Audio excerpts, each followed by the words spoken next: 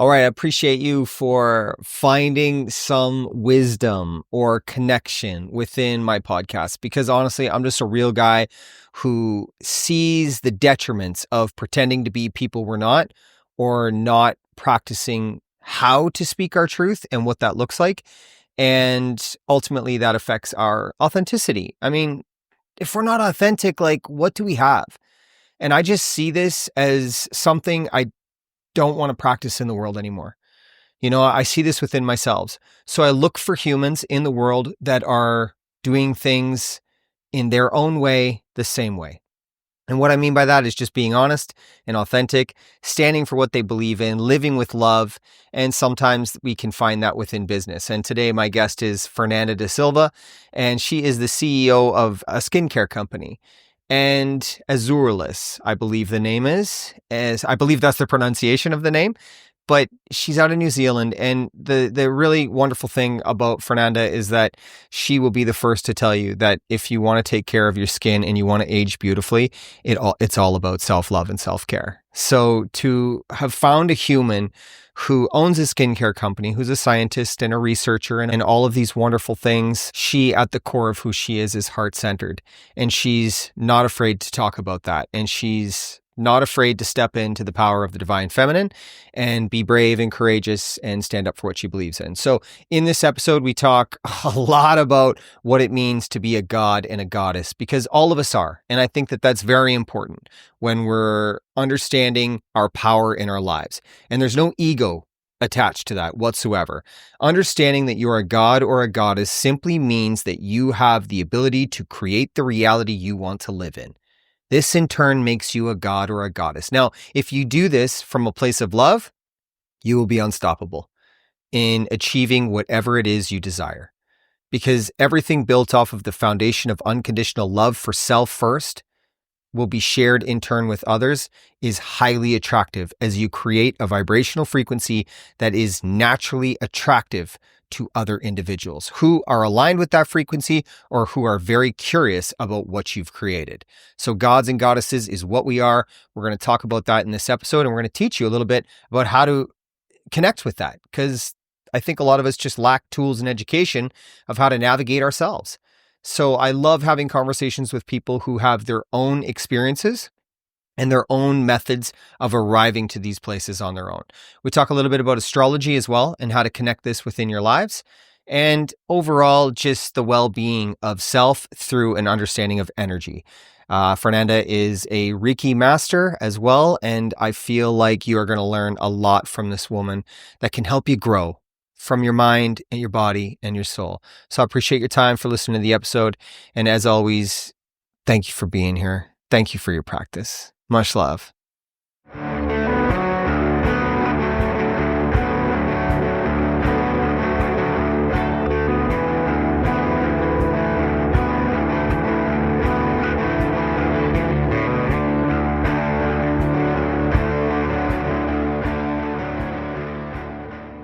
I know exactly how it goes. I mean, just the system is telling me something that anyway, it's all sorted. As I said, these things work fantastically when they are working and they're not. But you've got a lovely place. So where I'm sitting, this is my little study at home, and it's a small room. So this is about literally a 4 by 5 square meters. So it's a small room. And as you can see, I have a wall of hats. Love hats, and I wear many. And then if I can just turn around, I have some books and paintings. So I'm surrounded by things. I've got a couple of roses there, but they're a bit difficult to show from here. I'm surrounded by books, but it's all about and it's a very eclectic collection of books because I love to read about everything. I'm a very avid reader. I like writing as well, and unfortunately, my life is so crazy that my writing kind of falls behind because I spend my time writing about the things that relate to Azurlis, my company. But I keep telling myself, and this is where I think we align so well, I need to push for loving what I do and doing what I love. Mm-hmm. So important, because most of us, as you know, are pushed into little boxes from the time we are kids. What do you want to do when you grow up? What are you going to?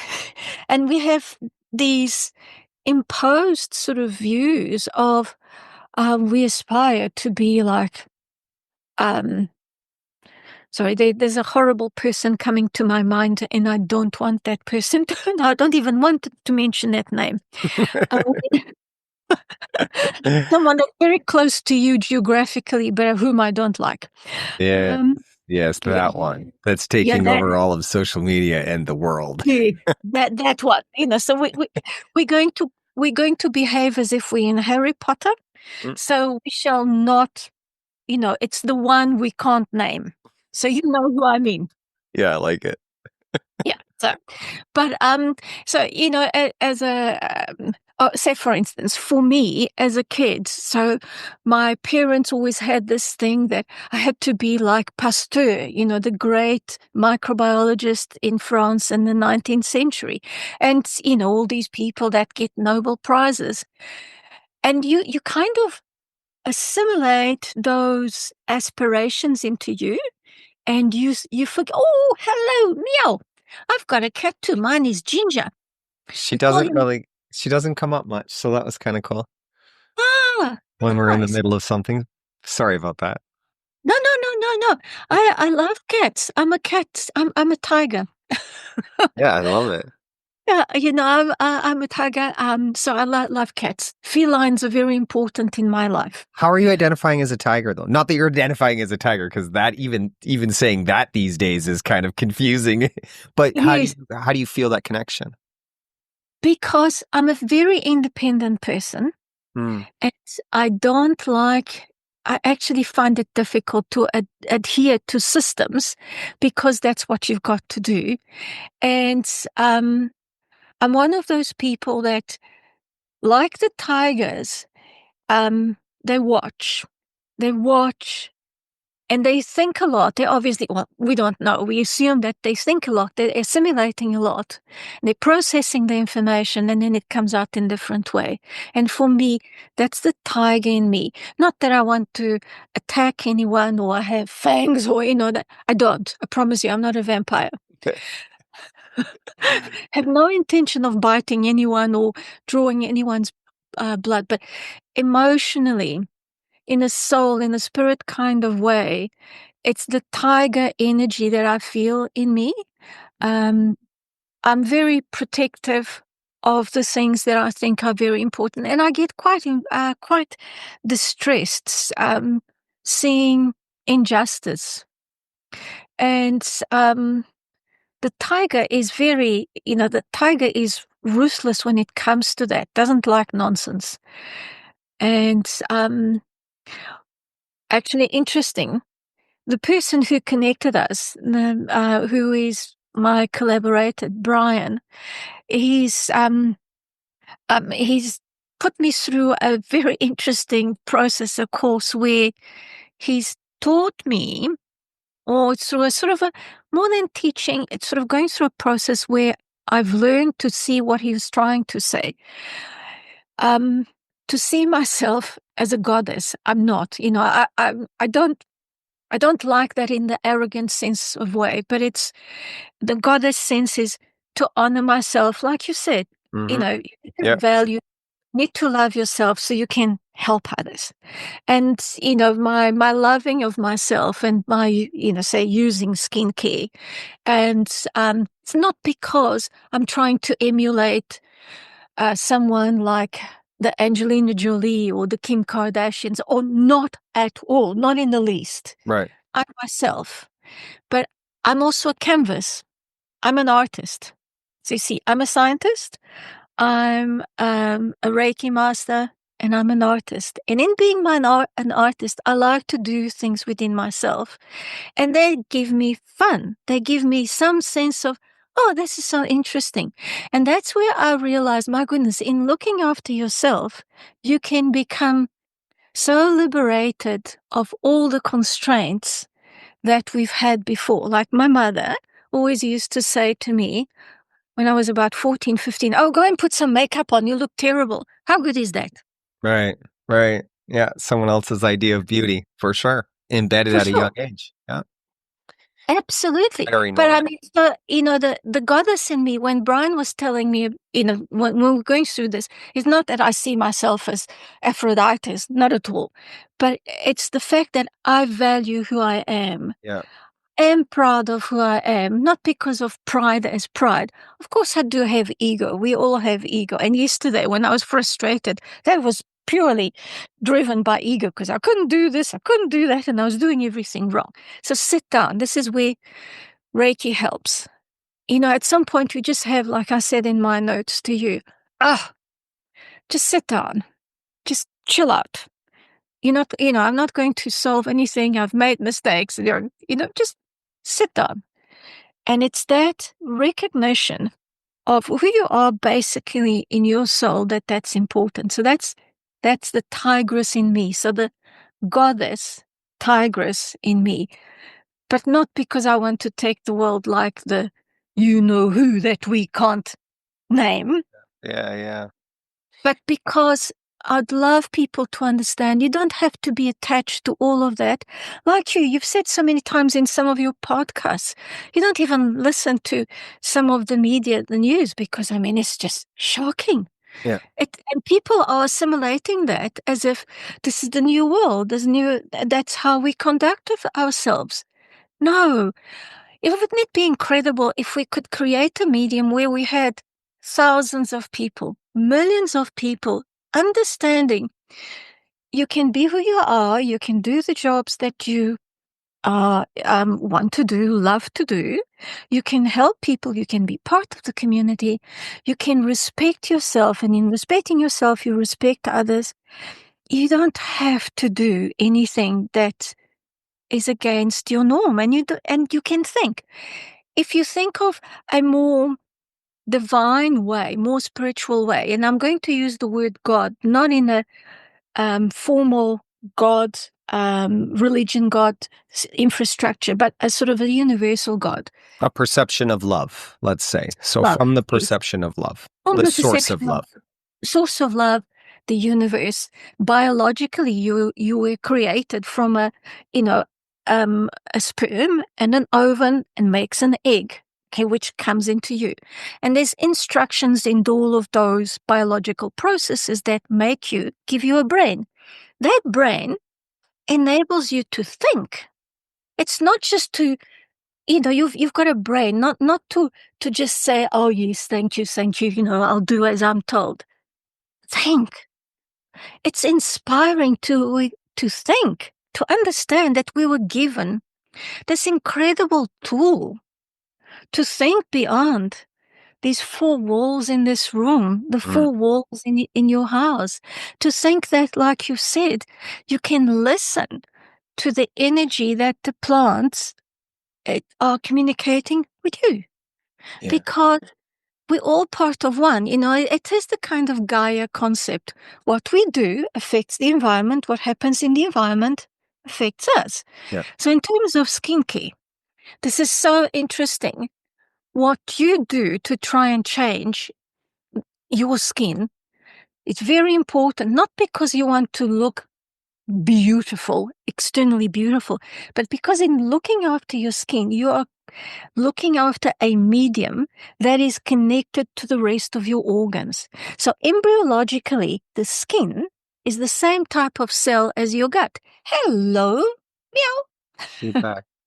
I love, sit down and talk to us. Yeah, pair with us. She's I very. hope, I hope she does. Oh, look, she's showing me her bottom, so that's great. I want to touch on something you said there quick for like with the gods and goddesses remark. I think this is an extremely important topic to talk about because there's no ego attached to an idea of feeling like a god and a goddess if you are centralizing your awareness around your ability to create a reality. And I think when we think of God like, or a goddess, like, what are they? They're far beyond this material plane of existence, because they've reached a level of awareness through an energetic vibration that's been heightened through an understanding of love. So that application of love to self in turn creates this God and goddess format, which is Yes. love for self unconditionally, which Yeah. then once obtained is just transmuted to others. So it's very important to pursue the God and goddess within you, because that is what we are. But we've been limited in our belief system of thinking we are less. Yes. And Yes. the obstacle that most face is fear surrounding worth and value. And Oh, absolutely. You hit the hammer on the nail. Bing. right, so that disconnection from worth and value, as society dictates it to us, as when we are young, we are in classrooms where we're not really able to create this critical thinking process, because we're graded and told what to do, not really asked what our perspectives are on different Mm. topics. Yeah. So I Yeah. think that this is where the limitation is implemented in the education system at a very young age, or, within learned behaviors of homes from parents who have not, you know, they've not been taught how to process emotions from difficult experiences. So they carry that fear with them and they embed that into the child. And that's another big part of the disconnection of self, where this all comes from. So, yeah, like that's taking back your power in a powerless situation, though, is to begin to say, you know what? No, I am divine. What is divine? I don't know. But that's Yeah. completely okay, because I'm going to pursue what divine means to me. And if we Yeah. think of love and the understanding of love for ourselves first, never mind loving anyone else, because if you Yeah. do not love yourself first, then, how are you able to explore what love is for another individual? Everything Yeah. lies with self first. So I'm super grateful that you brought that up, the gods and goddess, and even the tiger energy. I'll just speak to that for a second. The tigress observes and it reflects on what it takes in. Yeah. So the observation of stillness allows us to reflect on what is transparent right in front of us in the present moment. That is a superpower, to be able to do Mm. that. And I myself identify with that gift as well. So I'm grateful that you bring these things up. I think that these kind of conversations are beyond what, the sedative normalcy of life is today. Yeah, yeah, yeah, absolutely. And the other thing is, I must tell you something quite interesting, and that is, just I am so pleased that we're not just having a conversation that is audio, that I can see your face. So when you were expressing those thoughts that you've just released now, your face changes. It's really interesting. The way in which your skin shows, how your eyes move, the uh, there's a kind of a deep, deep luminosity that comes from your eyes that comes every now and then, like a sort of, like you have these um, lighthouses that are beaming in and out, so that the sheep can see Mm. where the land is. That's exactly what you were doing. So there were certain words which were resonating with a higher energetic level within yourself, that kind of modulated, wave modulated, and your eyes became brighter and then lighter and then brighter and then dimmer and then so fascinating. And that is exactly the power. Or when people say, oh, oh, but I can't change things because it's my genetics. Absolute rubbish. Mm. Agreed. Okay. Because, okay, look, I understand if you are in a very critical position and you've very late stage cancer and all sorts of inflammatory conditions, there are challenges there to turn around. But what research has shown is that what we thought, that we were bound by our genetic component, is not quite as limiting as we thought. So nowadays it is thought that the the environment, the way we think, the way we expose ourselves to a different realm contributes up to about 25% of our well-being. Yeah. So it's not just your genes.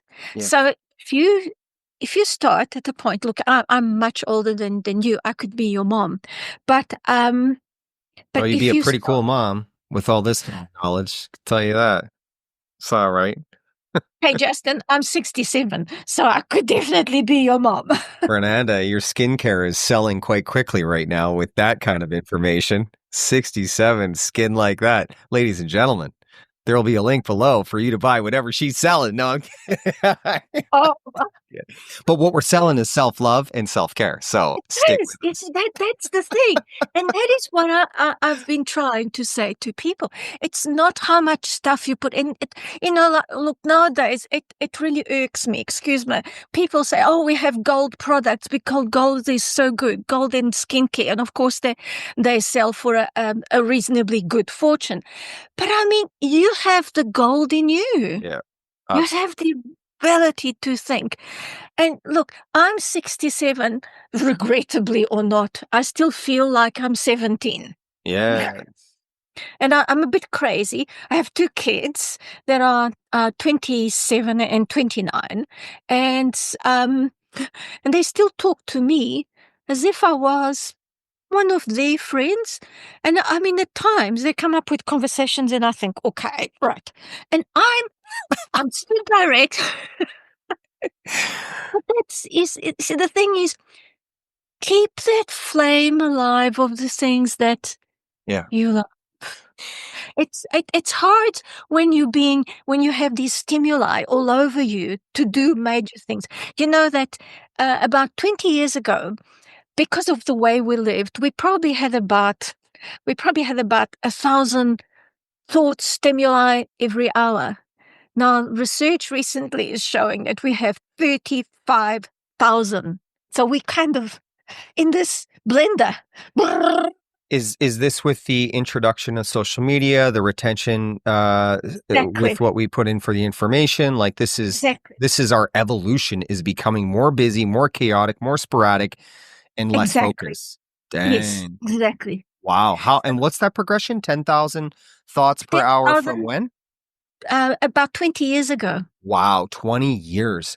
That's incredible if you think of the progression. Like, I mean, think another 10. Even if we go 50,000 thoughts an hour, to me, if you think about the psychological pattern and behavior created out of that, it's debilitation. At some point, at 50,000 thoughts an hour, the human will be so chaotic, so sedated, because it will not be able to make a choice or focus that it will collapse. Yeah, exactly. You're just sort of overwhelmed in the state of, and it's in the state of what is called Brownian movement, when reactions are, you have molecules in a beaker and you put a heater under the beaker and the water is going, but we don't need to. And it's so interesting because, do you know when this started? This is quite curious. So this started just after the transition from 1999 to 2000, when we all had this expectation, the new age, that we're going into the 21st century. And it was going to be so much more calming and spiritual. And in fact, was quite the contrary. So burst the bubble with the internet and, and of course, AI was getting out there. It's been going for quite some time. It's just that we're not aware of it. Even the predictive thing in our phones was all AI, long before it was called AI. Right. And so we kind of gradually have been believing this and thinking that we are getting better. Are we? Yeah.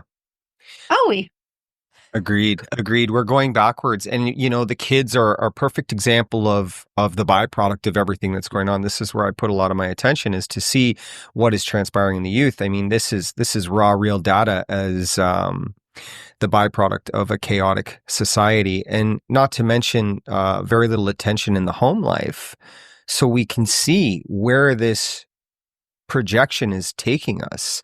And you're right. It's not good. Again, though, a choice. It's a choice. I truly believe that. We all have to do things we don't want to do, but you have a choice to come home and be present with your family and allow yourself time to connect with yourself.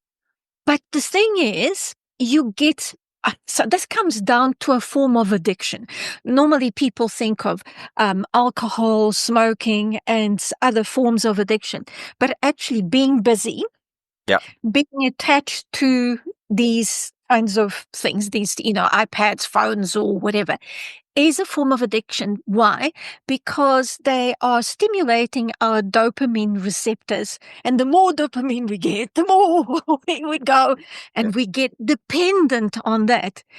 And it takes so much, not just courage, but takes so much willpower to say, no, hang on. Yeah, I know the work I have to do can be done tomorrow. And look, I'm a prime example of that. I have this small company which I would love to grow, but I work like a bat out of hell. I often have 16 hours days, and I work 7 days a week. And here I am trying to create a system where I ease myself, where we ease ourselves. Isn't there some irony in this? There is. And, at times, I have to laugh, Justin, because when we were WhatsApping and you mentioned something to me that yes, I'm one of those people that is not scared to use her femininity. I just laughed at because I was feeling very sad that day. I was actually feeling like, God, if all I've done is for nothing, it's not worth a thing because I'm just not going anywhere. And of course, this is measuring in the kind of external measurements like we've talked about. How much money do you make? How much do you sell? All those kinds of things that people measure you by. Yeah. And of course, now I've done a lot, but I was feeling so low. And when I read your message, I packed out laughing and thank you because you kind of made my day. You thought, oh my goodness, imagine this. And, as I said to you, my dad always said, you have too much testosterone for your own good.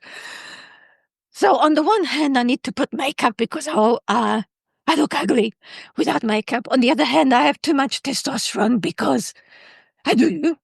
What the hell do Yeah. Do you know what I mean? And the other thing is that I'm not stupid. Look, I've got a master's in zoology. I've got a PhD in microbiology. I've got a master's in entrepreneurship. I can do anything I want to, but it's not as if I'm not out there on a soapbox saying, this is look at me because of my qualifications. For me, they've all been learning experiences, and I feel that most of us are not assimilating the learning to be able to do something, to say, okay, stop. This is my home time. This is my home time. That's my work time. Yeah, I still have this to do. Okay, it will be there tomorrow. No one's going to die. Yeah, I think the conversation that Fernanda and I had was I had mentioned to her that she stepped into her divine feminine. And what I meant by that and what I saw by that is a woman who was taking a risk on herself and she wasn't afraid to speak her truth. And she used her most powerful gift, which was the throat chakra, along with the heart chakra. And she steps out and tries new things. So that to me is a wonderful part of the goddess experience. So you've embodied it. I will share a difficult lesson that I learned in my life surrounding growth of companies and putting too much of myself out there for what I thought would be for others. My companies in the beginning took a little while to get off the ground because I was doing exactly like you were doing. And about a year ago, a little longer maybe, I took a step back and my wife is such a wonderful balance to all of the tools and education that I would like to see in myself. She is the embodiment of that. So I see all of this stillness and this presence in her when she's in the moment. We live two totally different psychological lives. She's very balanced and reserved. I'm high energy. I'm ready to go. I'll build anything and everything. I can do it if I want to. But when I started to apply this stillness and the awareness for self and value that more than I valued my companies exploded. So you said something very important in the beginning, is that writing is something very beautiful, important to you, yet it comes secondary to all of the work that you're doing for other people that's going nowhere. It's very important to take that time to tap into that creative source, to allow our perspective to take us and lead us to new avenues that will actually benefit growth, because we took time to connect with that information. It's when we forget to do that we get caught up in a mental material experience, and we're not living from the heart center. And that creative awareness of intuitive guidance comes from our heart center. So it's a very interesting business perspective, and we're actually moving to teach this application in a business philosophy, because I think it's very important, because often the world does teach us that we need to create all these expectations out of success and materialism and growth and being busy, and that's exactly what you're doing. Now, you may not be going anywhere, but you're doing the same thing as if you had a Fortune 500 company. So you're in a very wonderful place to create a foundation out of what you would like this company to look like right now. If you continue with your trajectory, you probably will be successful. Absolutely. But you will be depleted. And the authenticity and honesty of the execution may not be the destination that you want to achieve, because you sacrificed your own self-love and self-care connection to meet society's expectations of what you should be doing. So I'll share that with you. I did that a year and a half ago, and everything changed for me.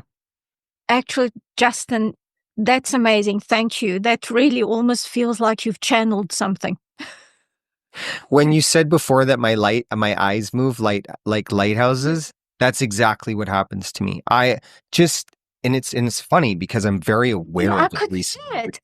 Like I'm able to tap into this higher self. So it's just a stream of consciousness where I'm not in control anymore. I'm just the vessel, and something is I give something permission to just be. So it's like, cool. Yeah, give this. It's completely heart-centered open.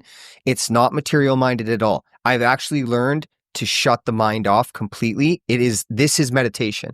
So right now, right here with you in this conversation, I'm meditating because my mind is still and my heart is open, and I'm speaking from this place. So I'm grateful to say that actually right now, because a lot of people have an idea of meditation and what it's supposed to be, and it's a big part of spirituality, but I'm doing it right now. This is what it looks like. It's like, just allow your honesty and authenticity coming through now to transmit what your message is. And we all have a message, and our message is valuable. It doesn't matter if you work in McDonald's. It doesn't matter what society's expectation or idea or social stature of you is, because your story and your honesty and your authenticity of your truth is priceless. And I think that that's the education that we really are lacking, sharing to each other to see growth and evolution. Yeah, I totally agree, and I'll share something, and that's that I'm sort of shifting in terms of the company very much for the same reasons. So when I started with just a small number of products, about 8 or 9 products, and the way they're designed, they really suit any types of skin, whether they're dry, oily, young or old. But you have to use things in a slightly different way. Nope. It just was not received well, because people would say, oh, no, my skin is oily. I can't take something for a dry skin, and, all sorts of things like that. Actually, recently, there is scientific evidence showing that the same ingredients that are good as anti-aging ingredients are just as good to regulate sebaceous oil production. So, unknowingly, it was actually okay. But so I've expanded a number of products, and I'm sort of now in the process of just not so much contracting, but saying, look, people, what you really need is just 1 or 2 or 3 things. And then the other things you can use in a different way. So the top ones. Sorry, one sec. Digress though. What do you mean? Humans only need 1 or 3 different things. What do you mean? Products or ingredients? Products. Yeah, no, 2 or 3 products. So what do you need? So if you see, like we see the pyramid of products where you have a lot of products. And you have the products that are on top should be the ones that you use, what I call the Zenith products. So one is a good moisturizer, because we need a moisturizer, good sunscreen, especially in those countries where there's a lot of UV light, and a cleanser. If you want to do anything else, it's fine, but you don't have to. But those are really important. And it's the persistence, continuing to use every day. And in the act of doing it is not, you're not slapping it on. I hate that advertising thing, just slap it on. Don't slap it on.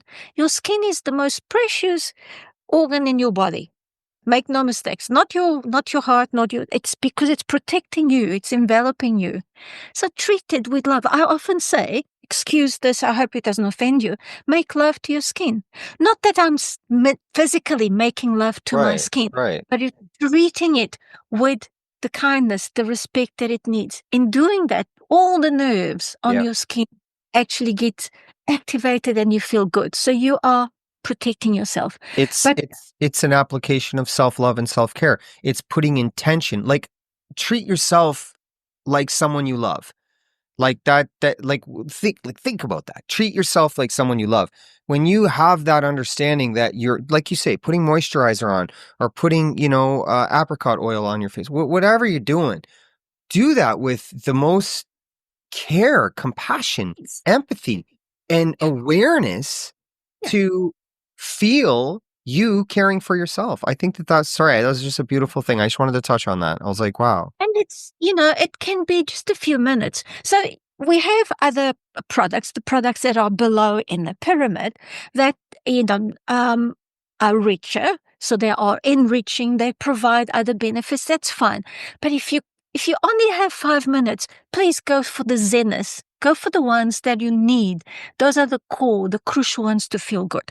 So I've gone back to really trying to put that image through. The other thing is, I hadn't thought about this before, but in the last few weeks, all sorts of things came into my mind.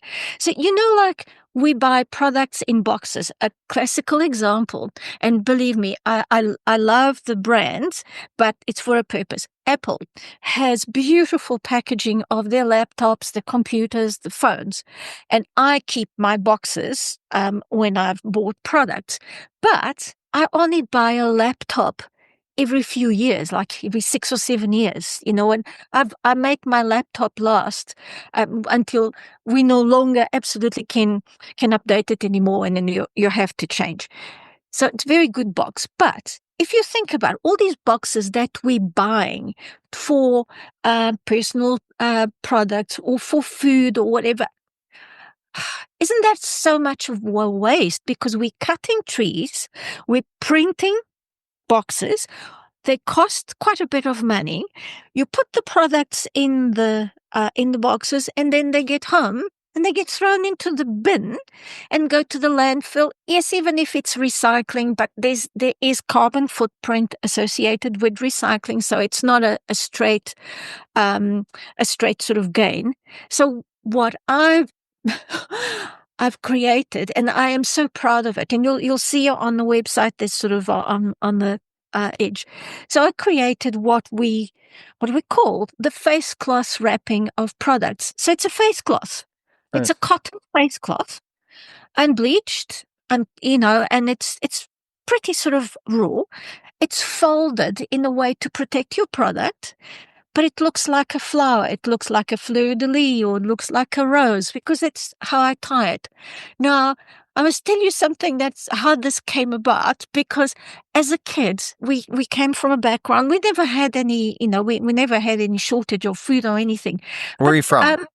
I'm Portuguese. I was born in Lisbon, and I was raised in Lisbon in the 50s and 60s, where economies was, more okay, but so we were middle class. But there wasn't a lot of money for buying, big dolls or big games. So my presents tended to be the shoes I needed, or the jacket I needed, or my mom used to do things for me.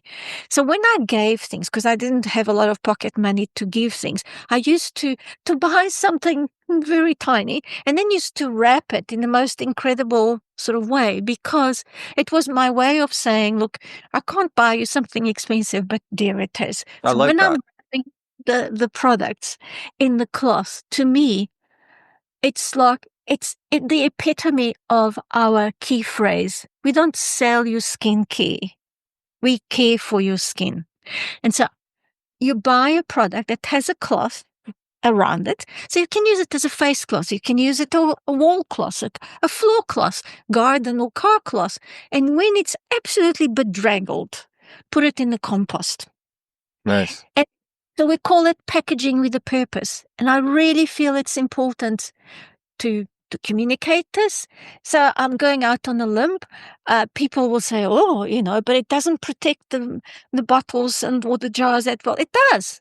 It actually does.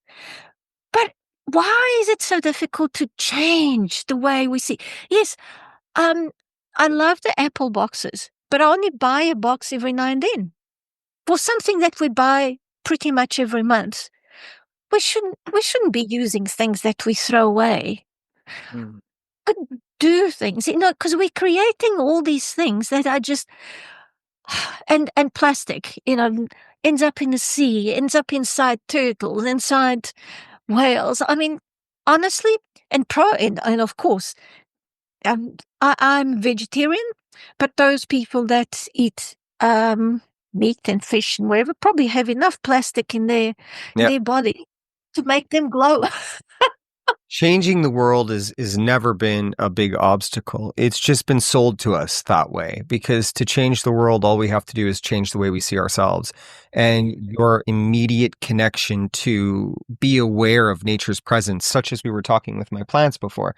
We have so many plants because we're in the presence of nature and we're co-creating energy in this room together. And we're very grateful for each other. We show up for each other. We realize that we're their source of water and life, but in turn, they're also our source of life as well, with air. So, and energy, because everything is really about an environment of wonderful energy. So that philosophy of why, packaging is built the way it is, and carelessness within a disposable society has been implemented because we live in a society for profit, not for the people. But it's wonderful to meet companies that do take this into consideration, because it does display their balance.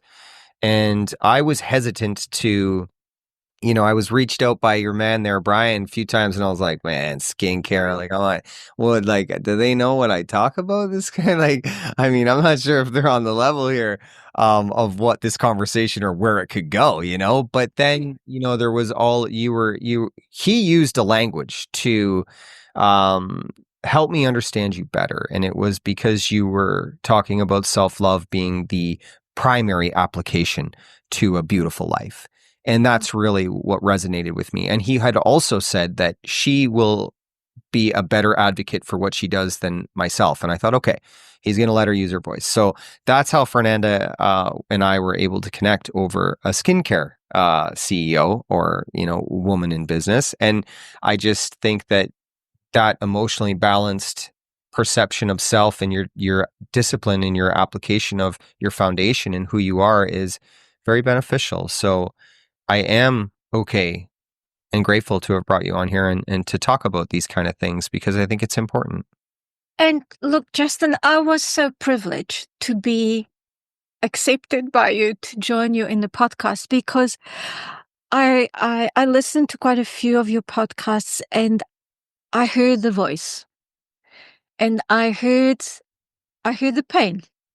There was pain in some of what you've said, even though it's very well structured. And in one of them, or in fact several, but in one of them in particular, I remember this when you were saying that in society, people are not used to hearing what you're saying, but there will be lots of people that will identify with that because they're going through a similar process. Like even the way you've described how you've put aside alcohol or any other things. And I thought it actually takes so much courage to say that. Why? Because people see alcohol as a form of, oh, that's my fix, that's my fun. I was many, many, many years ago, my first first or second year at university, and these kids around me were just kind of going motherless. And someone said to me, "Come, you need to have more drink." And I said, "No, I don't actually need a drink." And I mean, I was 18 or 19 when I said this. I don't need a drink to feel funny and to feel good and to have fun. Yeah. I am my own fix.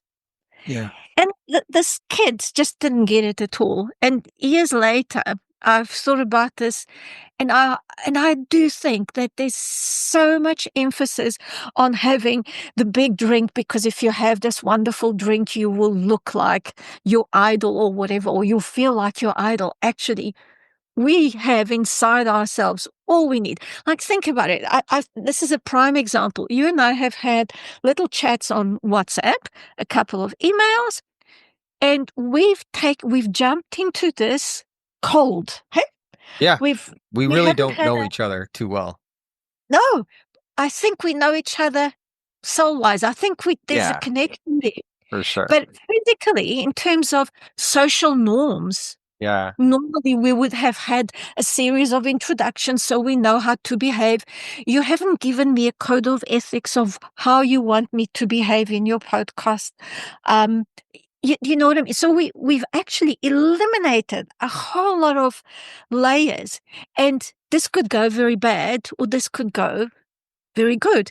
And instinctively, of course I was frightened, but instinctively I was so excited. I was like a kid in a toy shop when I was 7 years old. I'm going to be talking to Justin, who has these amazing podcasts talking about the raw stuff that people don't normally hear. And he's prepared to talk to an old woman about skincare that is something outside of what he would normally talk.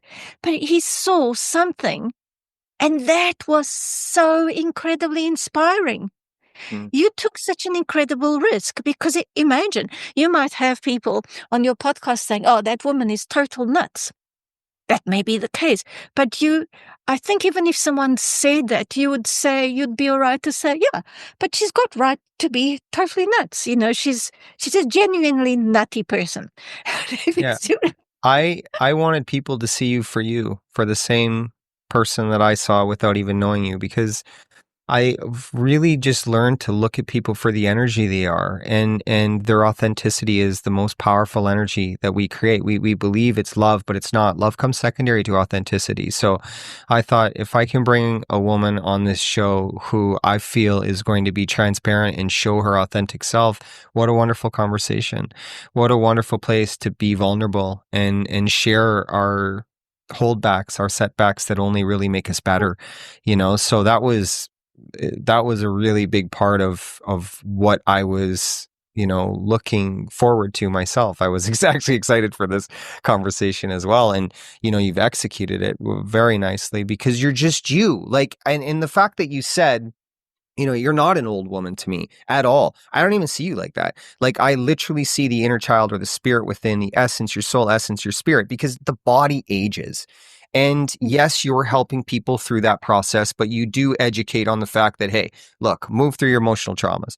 You want to talk about self-love, self-care, you want to talk about communication, about your true authentic self, you will look younger, 100%. But if you want to tighten your skin up, you want your skin to have a little glow, we're using plant-based products, we're using responsible sources, responsible packaging. We understand that the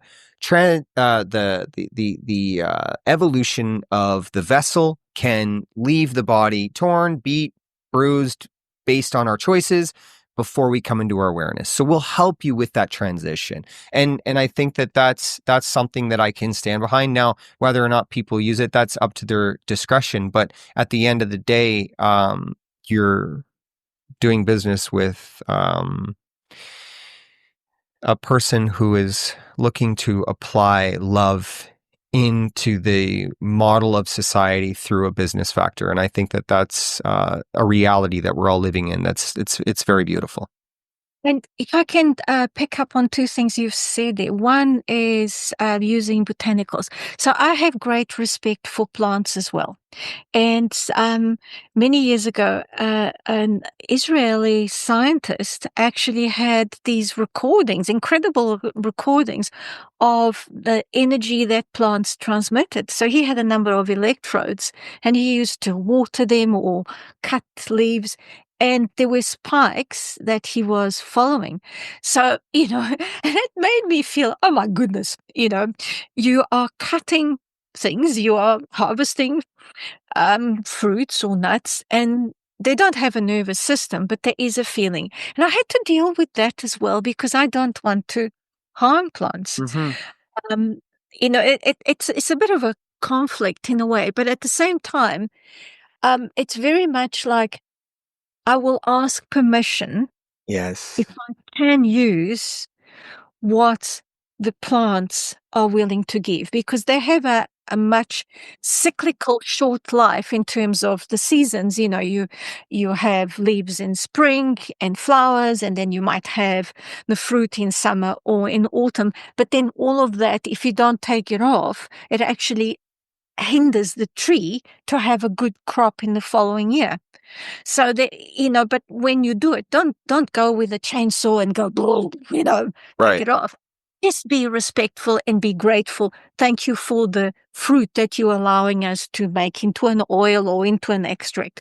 So, just to bear that in mind. But what I don't like, I don't like people to say, oh, are you using a sheep placenta, to make you look younger? And I'm thinking, oh my goodness. Yes, you may have all sorts of catalytic factors that can stimulate cell growth, but I don't even eat lamb or beef. I'd feel terrible to do that, to just, Yeah. I don't wear leather. I used to many years ago, but I don't, Yeah. we have synthetic stuff. So it's, that is very important to respect the plants for what they give us because they don't have a nervous system, but there's obviously electrical stimulation and there is some sensing. So be grateful. But the other thing too is that it is so important, like you've said, um, to do something that has a good thing in the end. So in what I wanted at some point, and I shouldn't have started a company about skincare. I should have started a social entrepreneurial project. I just didn't think of it because of my science background. It's always easy to create products. But what I would like to do, and maybe that will happen or never, is to be able to have enough funds so I can have a kind of a foundation where I'm helping kids not to be scared to follow their dream. Now, when I was a kid, what I wanted to be an archaeologist. That was my dream. We lived in Sudan for a long time and we saw the pyramids, and I think maybe that influenced, I wanted to be an archaeologist. And my father, coming from, having lived his youth during the war, he felt like no daughter of his, and he has two daughters, no daughter of his can be an archaeologist. I mean, that's just that's a hobby. You need to be a lawyer or an engineer or a doctor. Hmm. That is so sad. So that created major conflict between my dad and myself. And then eventually I did go into science just because. But all my life, I think I've been digging in the sand. Deep down, I'm still the archaeologist. And that's something that is very sad in so many ways for me. um, and it's one thing if kids are caught up in wars, and like we know, there's two celebrated places at the moment that are in a terrible pickle. Um, and but anywhere else in a sort of reasonable, stable society, kids shouldn't be forced into doing things that they aren't. So what if they want to make a living out of wrapping products? What's wrong with that? Yeah. Same with acting or like music, Yes, like music. following their own intuition and not having the fears and learned behaviors of those called parents to obstruct that journey. Yeah, It's absolutely. And talking about music, there is one song that always touches me. It's Christina Aguilera, I Am Beautiful. You know, she obviously went through a complicated phase at that point, and she was feeling terrible, but she was telling herself, I am beautiful. That gives me goosebumps every time I hear it. I think it's extremely important to realize that regardless of what's taken place out of our control, that we have the ability to take control of our own lives at any stage. I mean, I was 36, man. I got out of jail homeless with nothing, at 36 years old.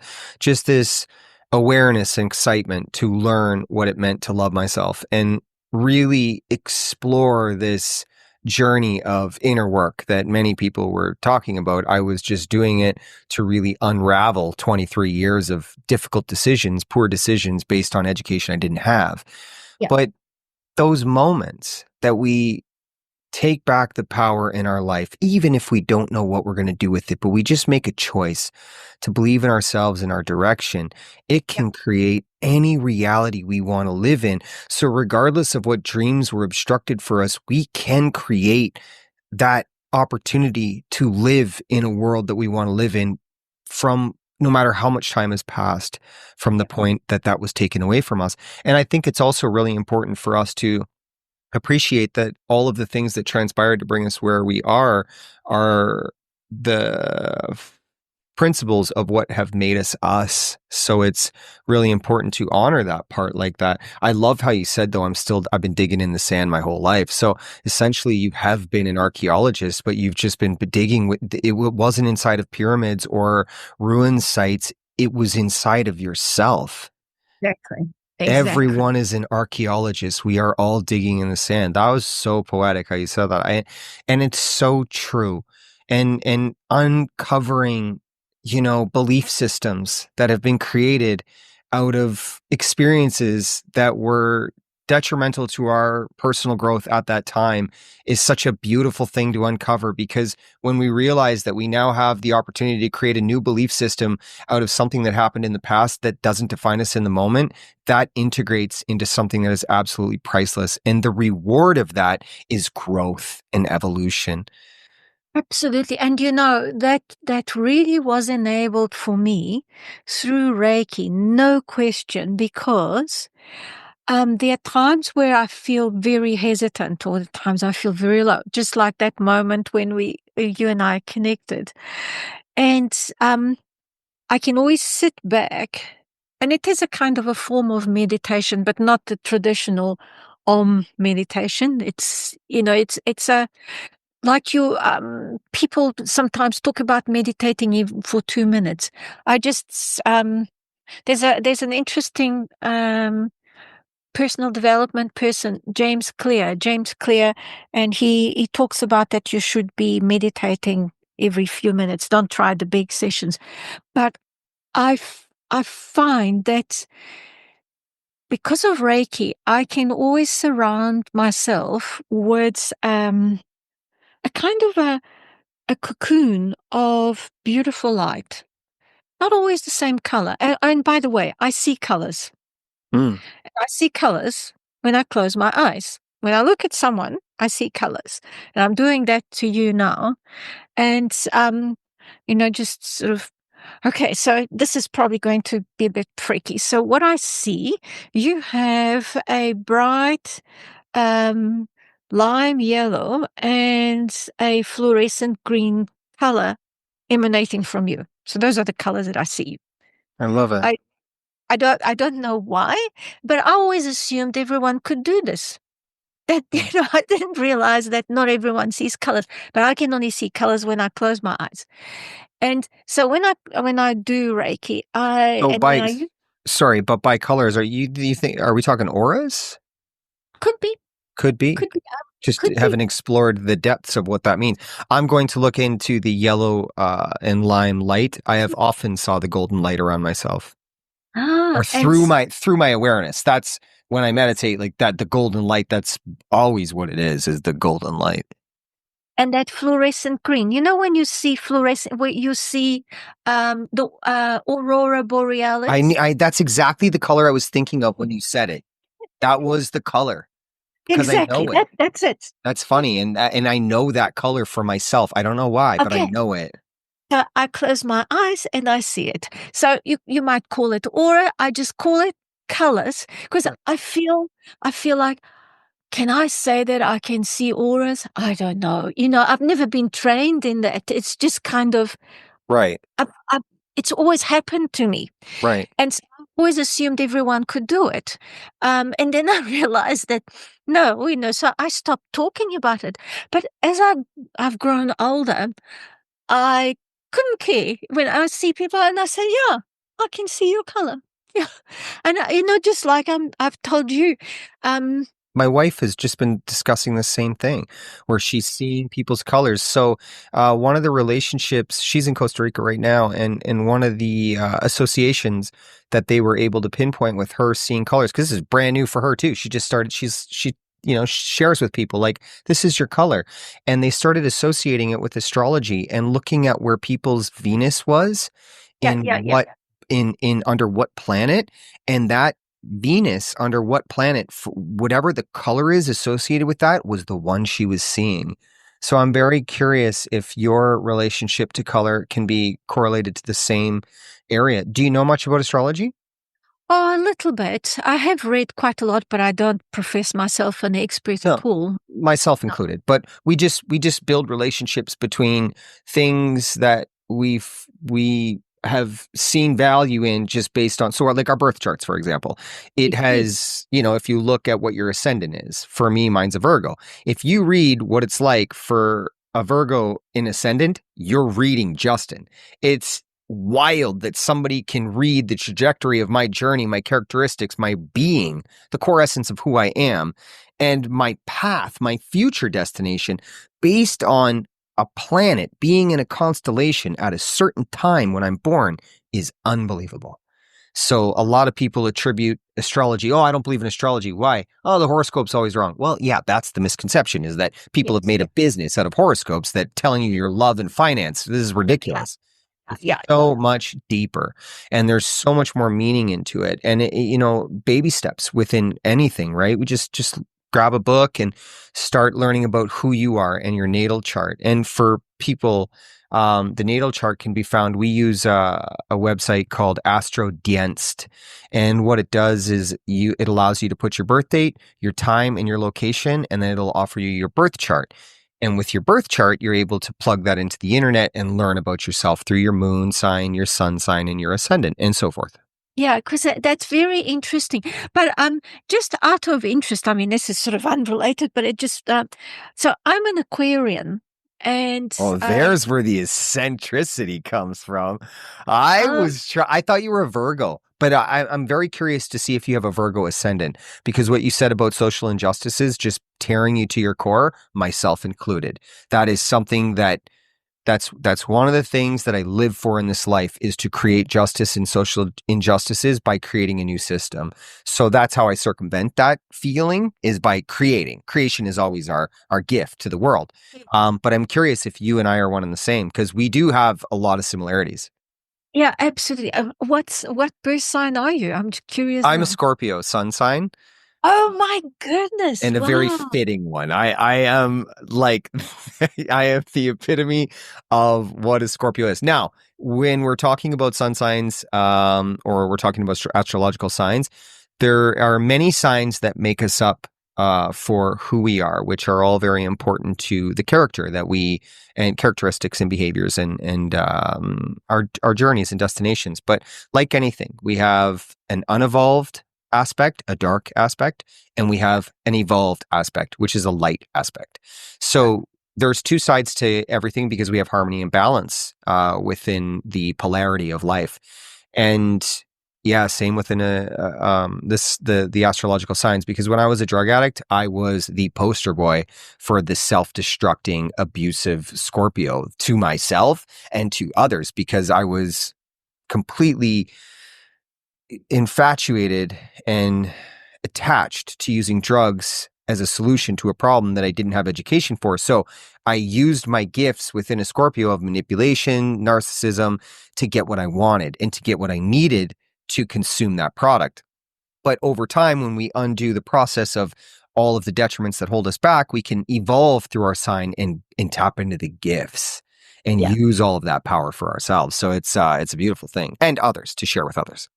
And it's very interesting because I was wondering, so where's the sting in your tail? But you've just explained it. Yeah, because normally you always see the Scorpio with the sting in the tail, Right. but you've just your dark side. So there it was. Okay. I alchemized it, and that sting was such a it's so important. It's almost as if it's a misrepresentation of the Scorpio, because if the Scorpio looked at how it stung itself, it would then see how it becomes full circle. So Yes. the stinger is actually embedded into the human, into the sign itself, because the more we hurt ourselves, the more we have an ability to see how we can come out of it, that we're the ones in control of pulling the spike out. And it was the greatest thing that ever happened to me, was that aspect of that sign. Yeah, fascinating. So for me, I could always see, as the aquarium, the water bearer, I'm the classical humanist. I'm always, looking to all sorts of things to help out. But that's where it comes as well, sometimes to the detriment of myself. And I don't even notice it because I get so rolled over, so excited in the give, give, give, give. Yeah. That, and I always, but I always give without expecting anything back. It's always been it's always been me. Unconditional and Yeah. unconditional. That's beautiful. Yeah, it's But always, the air signs, like they're some of my favorite humans because they're out there. Yes, exactly. But I love that ability. And some of them are out there eccentrically, but then some of them are wildly out there, like they're in their mind so much that they're alien. And they're not from this planet. But I love that because they have a deeper connection to an intellect that takes place in their mind and not so much in societal's behaviors. They're okay not to fit in and be a part of the following because they're analyzing from their intellect perspective. The air sign, that's what it means, is to be up in the mind or up in the higher realm, which I find fascinating. Now, sometimes it's very difficult to be around because for me, I move quick. I think logically, creatively, very fast. Let's make this decision. I know what to do. I got it. Where an air sign's like, wait a minute, I'm gonna really analyze this before. But it's beautiful because my wife's a double air sign and she's a Capricorn by a sun sign, but her other two, moon and her ascendant, are Aquarian. And just how I was saying, she holds all the gifts that I don't have. They're within her. It's because of our charts being very, very similar, but then they have that adjustment in it. And it's a gift to be with her because she's one of my greatest teachers. I see the example of all of the qualities that I would love to have in myself in human form and unraveling in an example of what that looks like right in front of me. So I'm able to apply that practice into my life by witnessing and observing her, again with the tigress or the tiger, because I myself identify with a cat spirit or however that looks for anyone. And it's such a beautiful thing to really know yourself through these astrological awarenesses, because it really just brings more of an understanding of you, your partner, your abilities. Like a lot of people are in relationships where they're completely different and they're so closed off to learn from each other that the relationship doesn't work.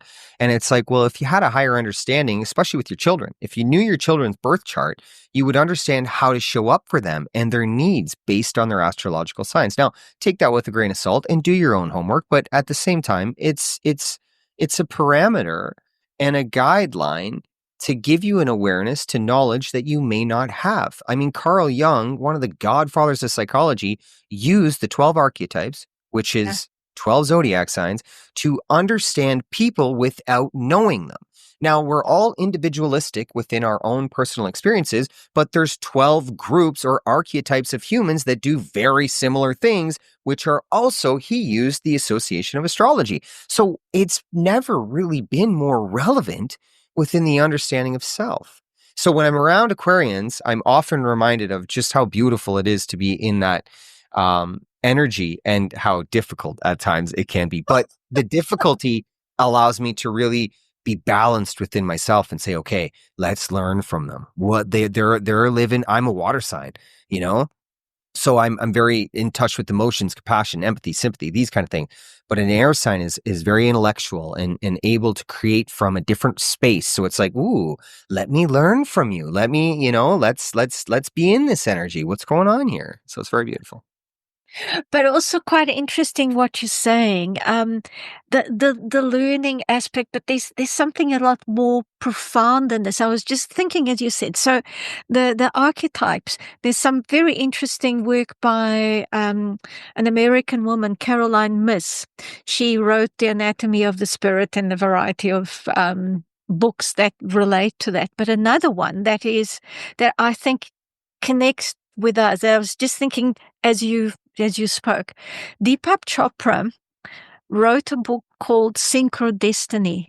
And if you read this, it's, because he really, a trained medical doctor of Indian English heritage that then ends up in the US. He talks about the fact that there is no such thing as coincidences. They all are synchro destinies, there's a synchronicity about something. And I could see, actually, I could see just the way you were talking, and I was listening to you now, the last 2-3 minutes. Oh my goodness, this is not a coincidence that for whatever God-forsaken or universe-forsaken reason, we were meant to meet. And this is such a cross of paths. And quite unbelievable because we're talking about alignments. Alignments often mean you just sort of next to each other, but we're actually crossing, and we have a kind of a braided river. Do you know what I mean by a braided? Yeah, like take the helixes of a DNA. It's the same thing. I know exactly what you're talking about. Yeah. And it's so, and I sort of, I'm listening to you and my air sign, so my brain is going blah, blah, blah, blah, blah, blah. But it's true. Yeah. I agree. I'm very grateful. I wanted to pull you back into, I think Reiki is a very important topic to talk about. And I actually would like to talk a little bit more about it, to learn a little bit more about it. I had a Reiki session with a friend of mine, which was just remarkable how our two energies aligned in that moment. And there was a very beautiful moment after she did her Reiki session with me where I had all these visions come to me during this session. And I'd come back and we were discussing the session. I said, can I write this down? And she's like, yeah. So I started writing down everything that I saw along that journey. And we were going through and she said, I saw some things too. And she was trying to place what this was. And she's like, I saw this almost like a toy. She said it was an old toy and it had wings and it was something that would fly. And I said, oh, I forgot to write down that part of the journey. It was really important. It was the part where I was an eagle. And she's like, it was an eagle. And she pulled it up on her phone and she showed me, she's like, this is exactly what I saw. I said, a big part of what my vision was the eagle. And interestingly enough, my wife did, a reading with a Mayan relative who used the Mayan calendar as an astrological application as well. And my animal was an eagle. And the story that was given to me over the 13 spaces of that astrological application was very, very accurate to who I am and what I am.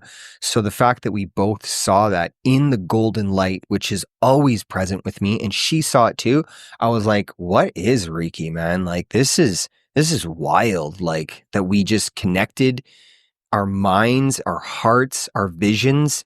And all, like, I was just laying down and she just ran her hands over me in this very, I don't want to say intimate way because I don't want that to be misconstrued for something else, but it is intimate in a sense, the fact that there's a deep connection between souls taking place, two balanced humans.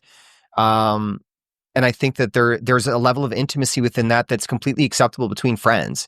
You know, Yes. not everything has to be sexual. I think that that's something that I really am starting to talk a lot more about as well, because the intimacy of life is really being robbed from us in this perspective of sexuality, hypersexuality these days. It's just Yeah. wild. It's like, wait a minute, man, we could be in a space together and love each other, not all of us taking our clothes off and having sex with each other. Like Yeah, it's cool, exactly. you know, like we could just be cool with each other, man, and just You can love. make love to your face without having sex. Exactly, exactly, like you were saying.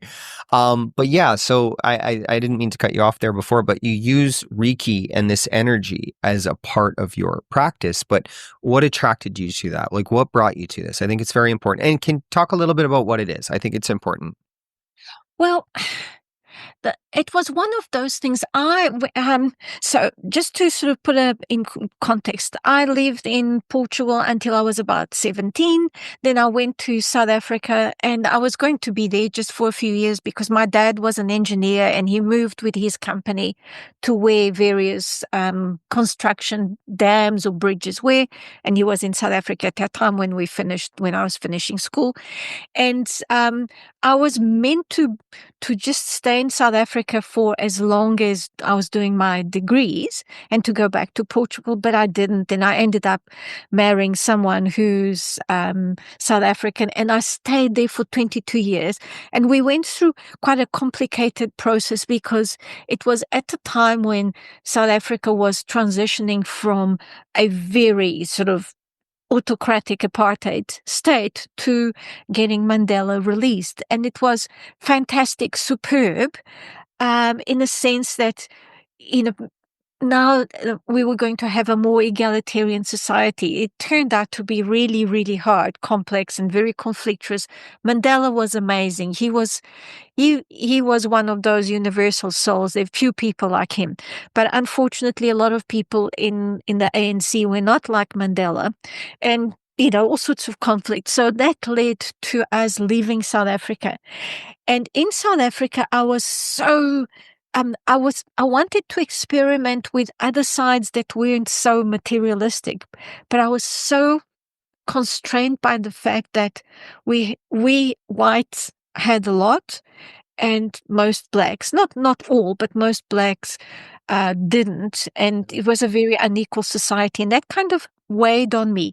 When I came to New Zealand, that lid was lifted and I felt much more relieved. And I think that's exactly like you said earlier. You're opening yourself to other things. I don't even think that consciously I thought I'm going to be doing Reiki. I just kind of relaxed and I felt less constrained. And I met someone who was a Reiki practitioner. Then I had a session with her. And then I had several sessions, and I got to meet the group which she sort of run that used to sort of have Reiki evenings every now and then. And I decided I wanted to do Reiki 1, and then I did Reiki 2. And when you do Reiki 2, it really, for me, it was, I actually want to know a lot more because I wanted to use the symbols. Sort of Reiki has symbols associated, which now they're all sort of all out on the internet. Various books published them. At a time when I did my course, we weren't allowed to disclose the signs. They were very symbolically associated with the energy, which, by the way, is not mine. So what is Reiki? Sort of bring that in now. Sorry, So Reiki, I just want to touch on one thing there, like the signs and the symbols. I'm very curious about this. Like, are we talking chalices? Are we talking male female symbols? Like, what are we talking? Like we're sacred talking about, geometry? they're talking about symbols that could be, they're not like that. But if you imagine rune signs There we all go. on top of Okay. each other, Okay. Rune signs. I was trying to vision it. I couldn't envision it because I've never seen it. So yeah. and they're quite long, and literally when you practice, say if I was doing a Reiki session and then I felt something that I needed to use a sign associated with, um, giving energy and receiving, chakra. And it's very much a series of circles. So, I would be doing this in my head, even though my hands would be on on the person, and we were always taught to leave a gap. So you never touch the Yeah. body, always a short gap. But there are practices that lay hands directly on. I wasn't. So I imagine those chakra, which is it's such a comforting sign. But there are others much more, say Reiki and others. They're complicated, they're long, and they have dashes and they have vertical signs, and then you have to do a curve, and so like runes all on top of each other. So that's the sort of best way to describe without sort of drawing the signs, if you see what I mean. I do, And they yeah. all And the application of using these is done through a visualization representation of that through the form of energy, then applied. exactly, So yeah. that's the envision that then translates through. That's incredible. So that thought process manifestation of that symbol holds some sort of connection to. So what do they stand for? What does the symbol stand for? A variety of elements that could be comfort, could be protection, could be healing, specific deep healing. So they all have purposes, and some are more layered on top of each other. Like, for instance, we are, I don't know, about 10,000 kilometers, maybe more, 12,000 kilometers apart from each other. So if you needed a healing session, I could hold a picture of you and focus on you, and then I would use the symbols for comfort, healing, but then enveloped in this distance symbol that will transport it to you. It sounds hocus pocus, but it works. It doesn't sound hocus pocus at all. I think the fact that we speak about things being hocus pocus really detaches people from the idea of our power. Back to the goddess and goddesses application. That is you being a goddess. That is you manifesting your magic that you pull from the aether through shared collective consciousness that you pull up in your mind and you share with another human being. I think that conversation and that ability is something that we need to be discussing more and more. And I love the fact that Reiki stands for that, but not only stands for it, but it's an example of what that looks like. Yeah, and the other thing is, so it's very much, you can't tell a priori, oh, I have a list of symbols, I'm going to use this, that. You don't. You have to get into the zone. You have the person, and the person is lying on the table, and you've got to allow yourself to settle. Yeah. So, and by the way, before I forget to say this, so Reiki is not mine. The word Reiki means universal energy. Ki is unity. So the plants behind you are full of ki. There's ki going through them. Okay. So it's universal energy. So it goes from the universe in the earth, and it just channels through us. But it's not mine. I can't hold it in a box. It's not even my own. If you have something that's terrible, it doesn't stick to me because it's your energy, but it's not mine. It's flowing through. But what it really enables people is to say, I suppose, get rid of all attachments that are physical and just allow the universal energy to come through. How was this identified? So there was a Dr. Usui in the 1900s, Japanese doctor, who was unhappy with all sorts of things in his life, and he went up a mountain to have a period of just solace. And on the way down, he fell and hurt himself, and he had no implements to help. He had a big gash on his leg, and he was desperate for help. There was no one around, quite a distance from any village. So he sat down, holding his leg, just holding where the cut was and the bleeding was.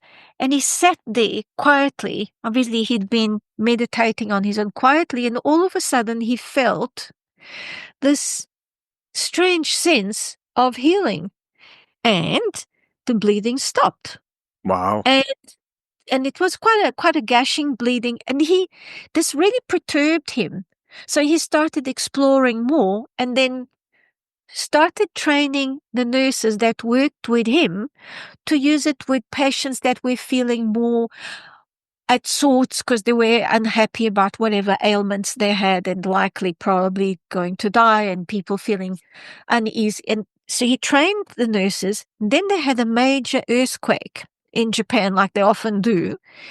And so much of the infrastructure was destroyed that in their hospital, they managed to treat many more patients than they could have because they used Reiki. It was at that stage that he started naming and he started training people. Wow. And he ended up training someone who, also a Japanese woman, Mrs. Tanaka, that ended up in Hawaii. And Mrs. Tanaka in the 40s was, during the Second World War, was put in a concentration camp because of Japan, having done Pearl Harbor and, all those funny things that happen. It's the government that has a thing, but your neighbor with whom you've never had a problem now has to go to jail because your neighbor is Japanese. It's Right. that kind of stupid thing. So the blinkered view. So Mrs. Tanaka ended up in prison, and while in prison, in this concentration camp that they had for Japanese people, then she trained a whole lot of people to feel better. And it kept on training. So the person who is my Reiki master was trained by people that were trained by Mrs. Tanaka. Wow.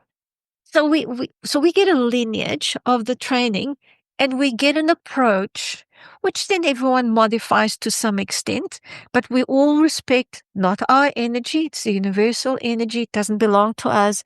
We share it with everyone. It's for well-being.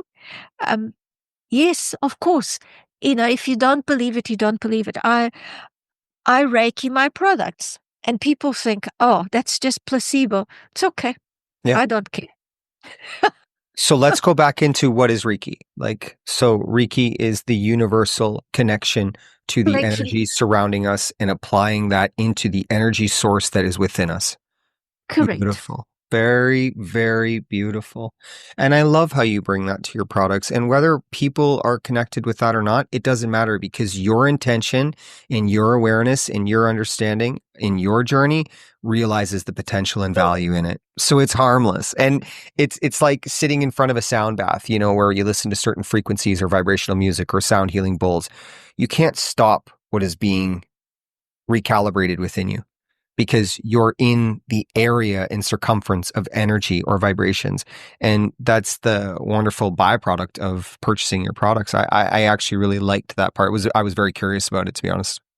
And the other thing is, so with Reiki, when I was developing the products, this was quite fascinating. I had this other energy. By the way, I know we're sort of going crazy here. I love rocks and I love crystals. But I mean, not the crystals, things that you see in crystal shop. And sometimes those crystal shop give me the heebie-jeebies. But because it's all so commercialized. But I do like this. I agree. It's a strange kind of thing. You see, there's the Aquarian coming through me. But so I had this affinity with lapis lazuli. It may well be because as a kid, I saw the pyramids and I saw the lapis lazuli in the pyramids, in all the sarcophagi and the masks, etc. But the thing is that lapis lazuli is not a crystal; it's a rock, because it's made up of calcite, that's the white, lazurite, that's the beautiful blue, and it's got pyrite, which I think is an amazing mineral. Pyrite is fool's gold. So it's got these rays of sort of what looks like gold, but it's not gold, it's fool's gold. And how much in our lives we're surrounded by fool's gold, and we sort of follow things. So I really felt it was the energy of the lapis lazuli, and that links to the Azurli name. That's azur, which means blue in Latin. And by the way, Lis, Azurli. So I read it the French way, which is sort of the way I'm used to seeing things, Azurli. But when I devised the word, which was meant azur, I wanted the word lise, which is French, Portuguese for something that is smooth. Now, Azurlis, you're going to laugh when you hear this, is a Pokemon character, the little blue Pokemon character. So I couldn't use the word Azulise because Azulise is trademarked. So I dropped the E and it became Azurli. I should have dropped the S because for me, a lot of S's are silent. And for Anglo-Saxon people, they read it as Azurlis, which is okay. I respond to all sorts of things. But it was the Reiki in the Azure, which is the sky and the deep water of the sea and the energy going through the mineral lapis lazuli and the fool's gold, with the pyrite, which is sort of an interesting sort of element there. That created the energy around the product. So I get people all the time say, so do you grind the stone to put in the product? No, no. It's the energy of the stone. Oh, that's placebo. Right. I think though, people can take away from this conversation today a piece of who you are. And I think that regardless of what other people's interpretations are of a product or a human, they can make their own today with who you've displayed yourself to be. I think that's one of the most coolest things about you. Again, I just keep going back to this age thing. I'm like, you say 67 and an old lady, but I'm going to encourage you to, you show up like this. You like, let's say if I bring you out with, a group of people that I hang out with, you know what I mean? They're not going to see you for that. There's people out here that see beyond that. And that spirit that we were talking about before, like the vessel may age, sure, but that spirit is the youthful presence of what we allow ourselves permission to tap into. And you do that very, very nicely because it's authentic. And that authenticity, we could hang out, you know what I mean? And no one's going to be like, oh, you brought the old lady. It's like, no, man, like, who's this lady? She's cool. Like, and the fact that we come from two different worlds, like I'm from the street, you know what I mean? Like, I know the street. Of course, I've learned things over time that help me speak many languages. Absolutely. But I mean, that, like you say, that entanglement of two lines that's happening, it's the poetry of life. It's so beautiful. So I encourage you to step out of your comfort zone. Your colors. I mean, you're just glowing. You're just glowing. Thank you. You as well, though. You like right in front of me. You're the same as me, and I think that really tap into that. Who are you connecting with? It's not your job to be liked by everybody. It's not your job. It's not everybody's job to be liked by everybody. Although we believe that that's going to help us, it's not. It's finding your tribe, man. It's finding the people that are going to help you grow based on an alignment of energy. You don't need many to grow a lot. You know what I'm saying? You just need to make the right connections. And by really tapping back into the source of you and stepping out with that vulnerability and not this idea of somebody you're supposed to be to please others, you are going to grow. Whether it's financially, economically, or just independently, one way or another, you are going to be on that path where you're meant to be. And you might see that, oh my gosh, the skincare company is now going to be changing its name and its direction and this and that and everything else, but it's going to take you to that place. And that's a wonderful gift you possess. I think it's absolutely beautiful that you have that. Well, what's beautiful here is the incredible connection between you and I, two people, continents apart, big Pacific Sea, sort of ocean between the two. And there's no distance. Do you understand what I'm saying? There's no distance between us, even though we are. Absolutely. And we've only had a couple emails, like you said, and some WhatsApp messages. But again, it's the authenticity. It's the energy, vibrational field of authenticity. That's why I sent you that first voice note talking about your divine feminine. This is what I'm looking for in humans. I'm looking for it because it doesn't take everyone to start a movement. It only takes 8 million of us. And 8 million may seem like a big number, but it's not. It's not that big. It's achievable and we can do it. So if we find each other and we step into that power together, we become examples of how others can lead their lives.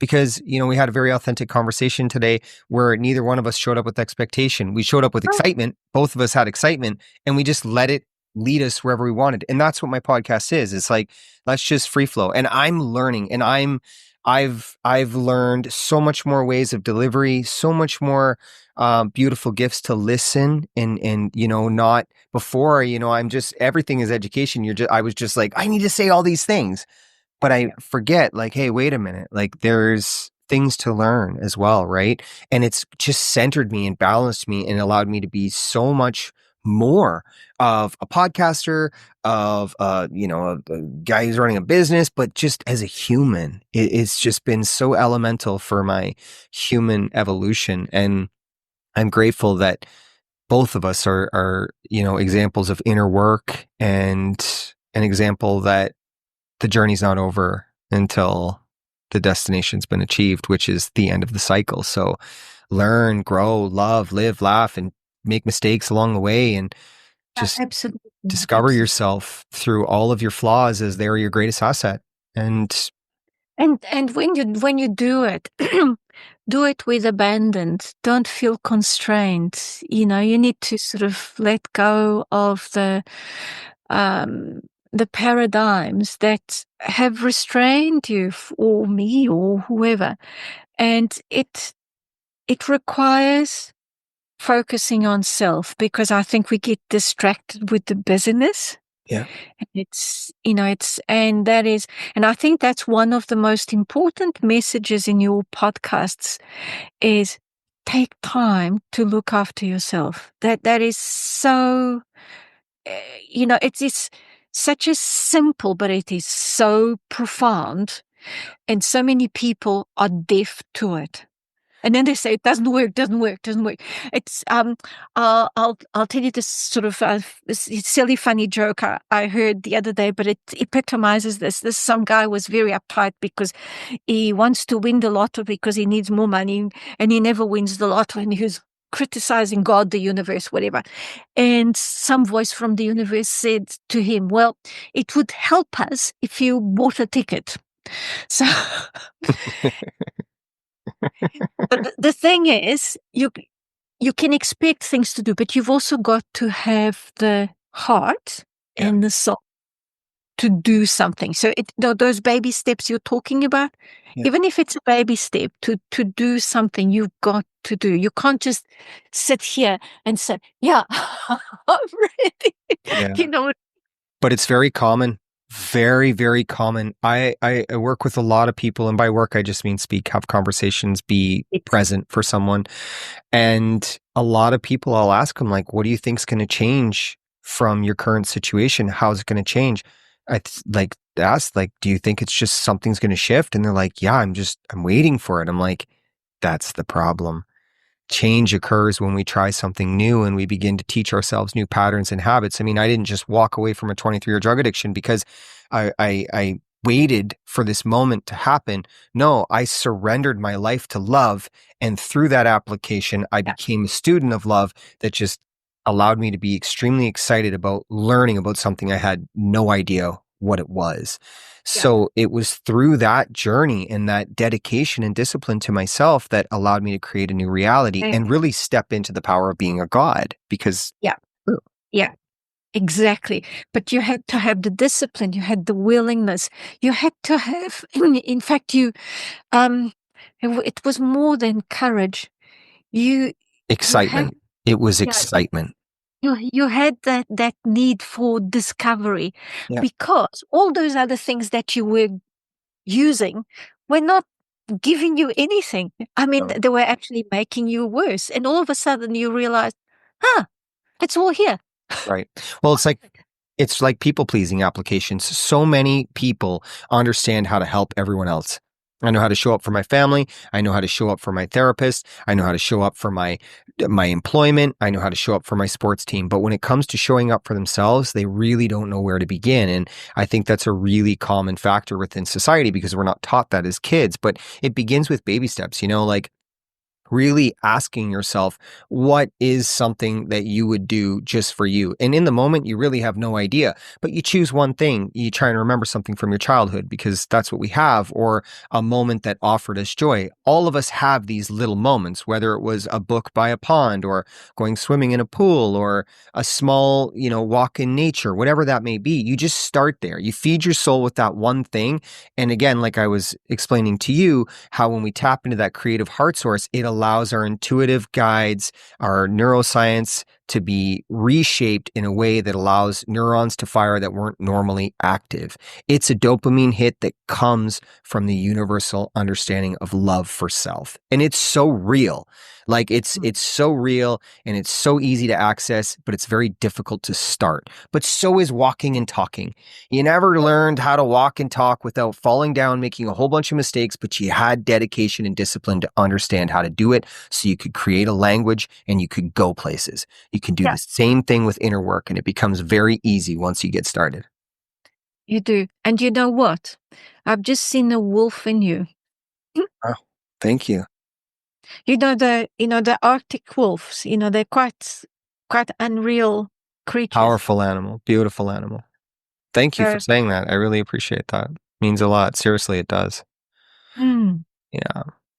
And I really want people to understand, 5 years ago, I got out of jail homeless.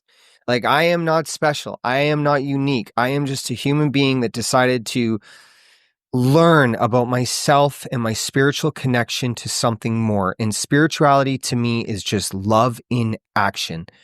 To be spiritual is to understand love. Spirituality is love in action. It's always our action that speaks louder than words. So if you're trying to understand things that you're reading and you're not sure of what it feels like, I tell people, don't read the book, act the book out. It will teach you a completely different narrative and give you wonderful examples of how you can grow. And I just really want people to know, this is all I try and do with my life, is show you that if I came from where society says is the absolute bottom, then you can too. Anyone can do this. It's just a dedication to move beyond the discomfort of your comfort. So let me correct you there. You are special because you are unique. There's no one else like Justin Woods. You won. True. So you are special. But I understand what you're saying, not being special in the sort of affected way. No, right. You're not.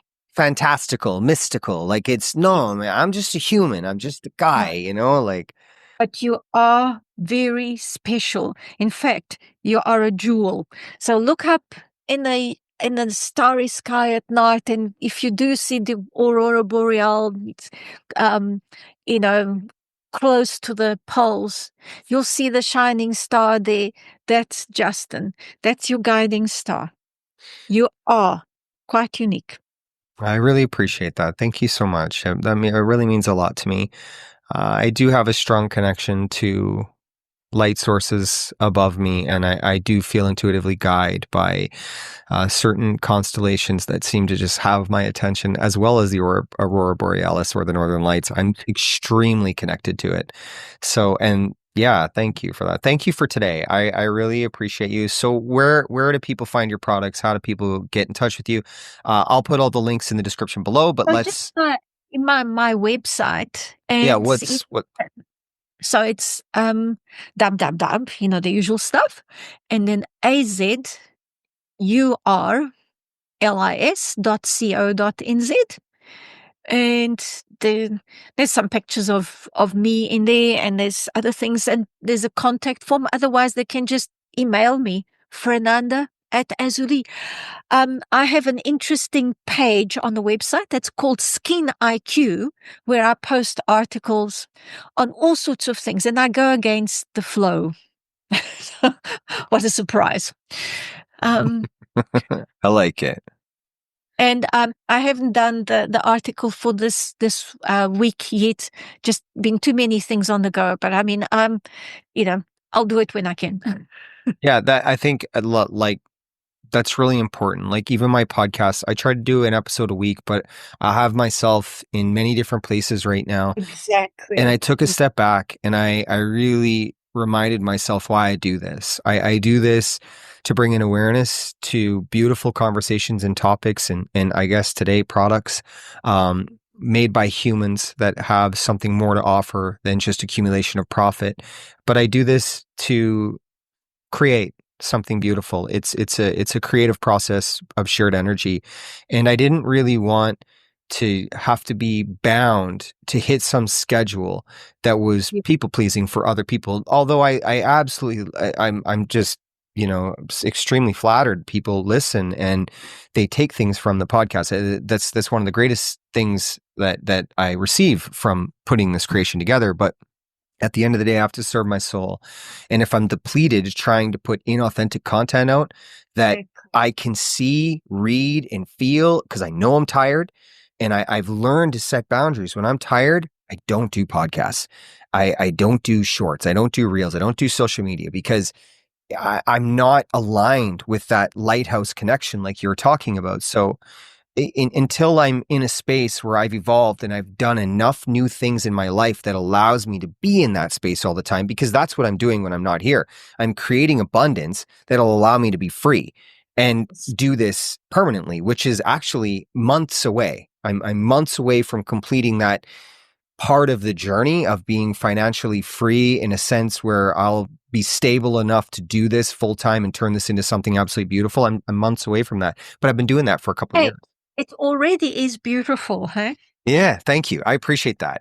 But beautiful in the sense that I can show up here weekly, you know, 2-3 times a week with people like you and be like, this is what I do. I worked for this, you know, I worked hard for this, and now I'm here because of my creation. And it's like that part is, that part's really cool but I've been able to set that boundary. So really important. And that's what I was sharing with you before as well. Those boundaries, sometimes they're so important. And also when I step back from podcasting, I come back into this renewed because out of breath. And I'm not following the same pattern and habit of making the same mistakes because I'm making the same mistakes. And I'm not learning. I'm not breathing. I'm not like, geez, Justin, give yourself a minute away from this. Grow a little bit, man. You know, so I did that. I gave myself permission, and giving ourselves permission to learn and to step away from things has been such a wonderful gift and tool. I use that as a tool in my self-love, self-care practice. And the other thing is that without you haven't said that, but I mean, I can say it. You become a kind of an example to other people, no question. Because I mean, there are lots of lost souls all over the place that sort of go on to this self-blame or blaming others to do things. And I mean, look at you. You took a step. You took a step. Was it easy?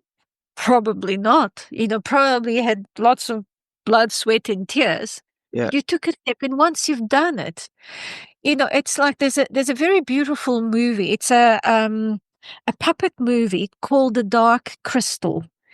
And I know it very well. Sorry, I know it very well. Yes, but finish. Do you remember that scene when one of the elders, you know, he puts his staff down. It is time. Yes. You know, because the little kids had the piece that was missing, but, you know, all the big, you know, monsters were against them.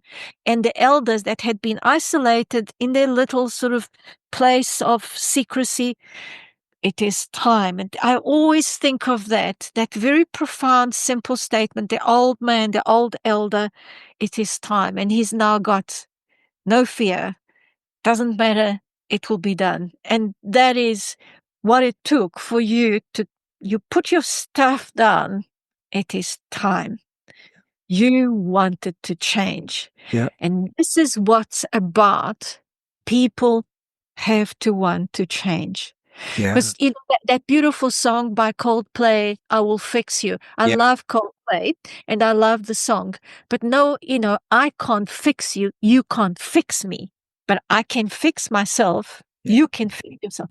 But I still love the song. I think it was the injustice within myself. You know, all of the decisions and choices I had made that brought me up to that moment just really surfaced in front of my awareness. And I was like, damn, Justin, there's no one to blame but yourself, man. Yeah. Like, yeah, I've been victimized my whole life because I've held myself in that victim mentality. That was what allowed me to use freaking drugs for 23 years. It allowed me to be real comfortable within that victimization. So you don't have to be a drug addict to do that. I mean, some people do that because their mother was controlling or their father left. They were abandoned. They weren't seen. They weren't heard, whatever it is. It's like, oh, I didn't have this. Therefore, my choices are the result of that. It's like, actually, no, you chose to make the choices you thought would be good for you at the time that turned out to be very irresponsible. And that's because you didn't have the education and tools to grow. But, you know, you can break that right now and choose to learn something different. Yeah, And exactly. you're right. I did take that step. And I also just want to share with people,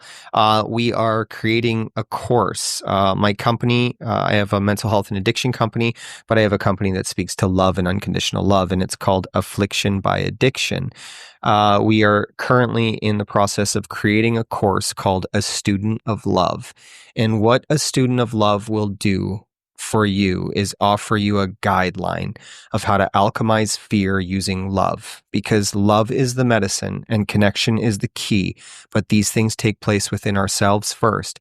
And often inner work, as I've done everything on my own. I never read books. I never had a teacher or a mentor. I just used my life and my experience as a way to traverse inner work.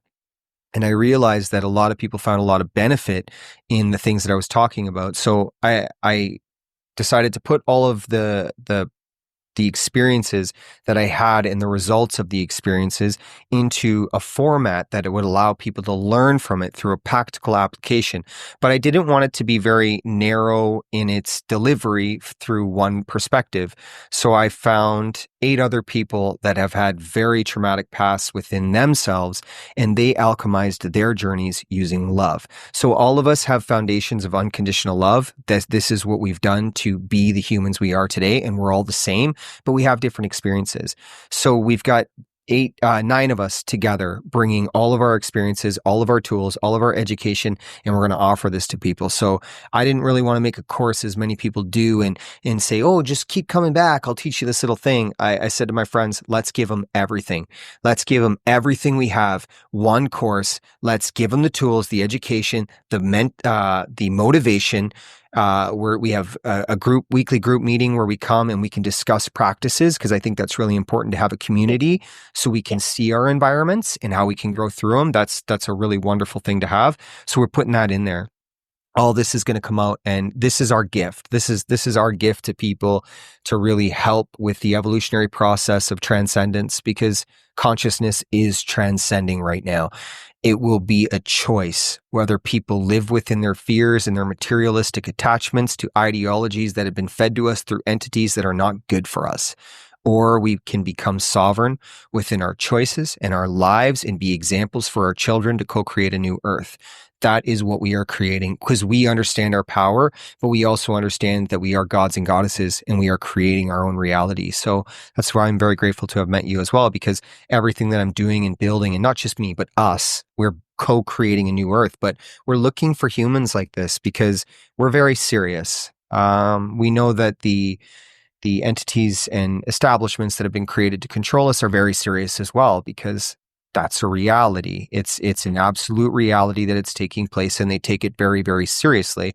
So we understand that in order to do our job correctly as well, we must take it very seriously as well. But it's built off beautiful principles, and we don't expect anyone to be like us. We want you to find yourself on your own terms, but we're going to give you some tools and education and some practical applications and exercises so that you understand how to use the tools, because that can be very difficult. If I speak about authenticity, but I don't show you what that looks like and how to use it, it's very confusing. So we're going to simplify it. And that's really the most beautiful part about the course, is it's very simple within its journey to inner work. You know, I've just decided something.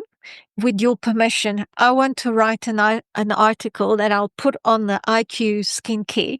This is not going to be about skincare. This is going to be about your project and simplifying the tools the way you've described, because it's very aligned to, what we've said about simplifying skincare, but this is way beyond skincare. And I'd love to be able to have that on my website. I don't have a lot of visitors. I think you have many more visitors than me, but I have to write this. So I'll write the article.